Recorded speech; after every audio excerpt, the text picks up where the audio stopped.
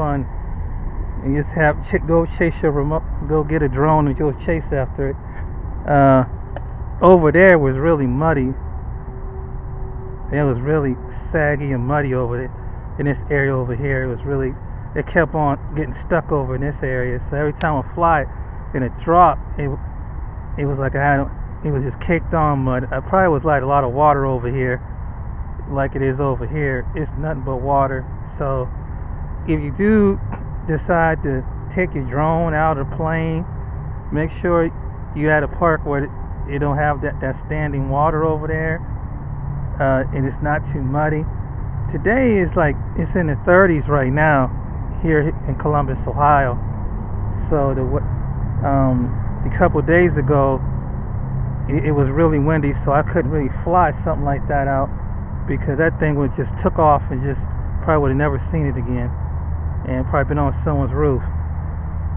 But yeah, it's a good day. Take some photographs. Right in the middle of winter time, and soon be heading towards spring. But anyway, I hope that you guys like it, the video shots, and I'm gonna see if I can upload it, see what it looked like, and because I has a camera on it, and see what that shot looked like. All right then, James. So you all have a good afternoon or morning wherever you at, somewhere in the world, America or around the world. Till next time, James from Columbus, Ohio, Whetstone Park, February 2019. Soon to be March, is almost at the end of the week. So until now, get you one of these and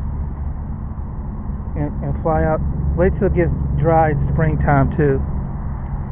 But that's what I would suggest. Wait till it gets wet. Make sure the park is not not muddy and wet and less population.